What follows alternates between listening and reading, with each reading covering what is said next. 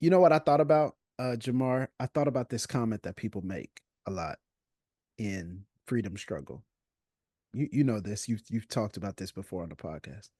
This isn't your grandmother's civil rights movement. Yeah. You know what I think? Maybe it should be. You better talk that talk. I want to pause here because listen, I recognize and I know a couple of things are true, and I want to say this from the outset very clearly. Number one, I recognize and know that the person in question has created irrevocable harm for people's lives. Okay. We just want to make this abundantly clear. Not only made people's lives difficult, but in many cases, the cruelty has been the point, right? In order to assert power, dominance, put forward, yes. And I believe he deserves to stand um, on trial for those consequences, right? For those inconsequences. I do believe that. And he's been convicted, right? I mean, we're not talking about something too strange. Like we're talking about you should face the consequences for the actions you've been convicted of, right? Regardless of if the Supreme Court disagrees. Right? We're also recognizing that there are a myriad of people who are on the margins, right?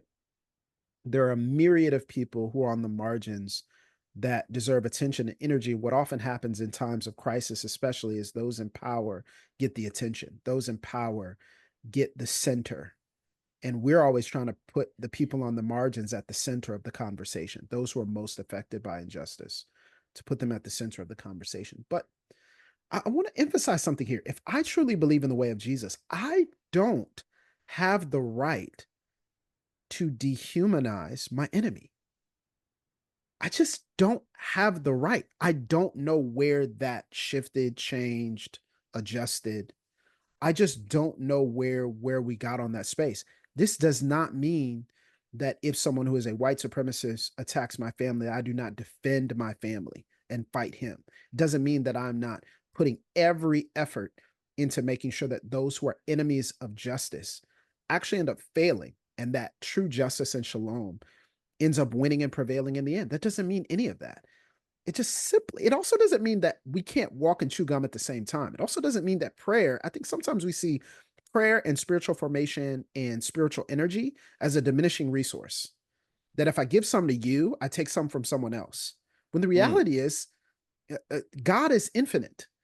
And in God's infinite wisdom, I can pray for my enemy, my friend, my family, and those who are victims of injustice all at the same time.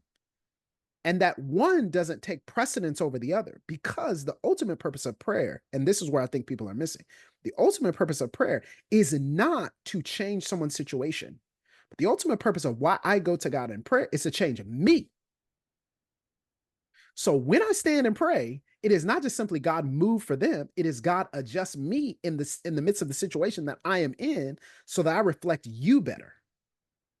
So it's not a diminishing resource here. And I think we have gotten into this mentality that our political enemies or our cultural enemies or our sociological enemies are not worthy of gospel love. To which I would say, there are probably many instances in our lives where we were not worthy of love either. Mm. Watch But it. yet, the radicality of the gospel is this, that while we were messed up, while we were struggling, while we were unlovable, the love of God and the love of Christ came and got us anyway. And now here's the thing. We love a Jesus first hermeneutic because it repels the Old Testament God in our minds. A lot of us, we love that. So we like Jesus first, until Jesus says in Matthew 5, love your enemies. So then now we start negotiating with what Jesus really Mm. meant. And he says specifically, if you love those who love you, what reward is that? Mm-hmm. What benefit is that? And I don't mean to preach. I'm just simply saying, hey y'all, we got to still live this thing out. And it's most Yes. tested in this moment where, Yes. and here's the test. Has my enemy has the darkness, the toxicity, and the poison of my enemy, whether literal, cultural, relational, political, has the toxicity and darkness of my enemy infected and infested me? Have they won? Because he would like nothing more than for us to toe the line and say we oppose you to the point we're not even gonna consider good wishes to you because you weren't killed.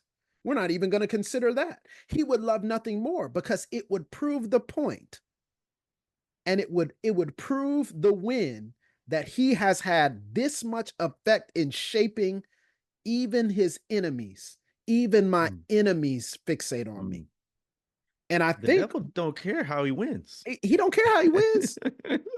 And what's the win? That we win a political election? Y'all, if we win in November and lose our souls, what good is it?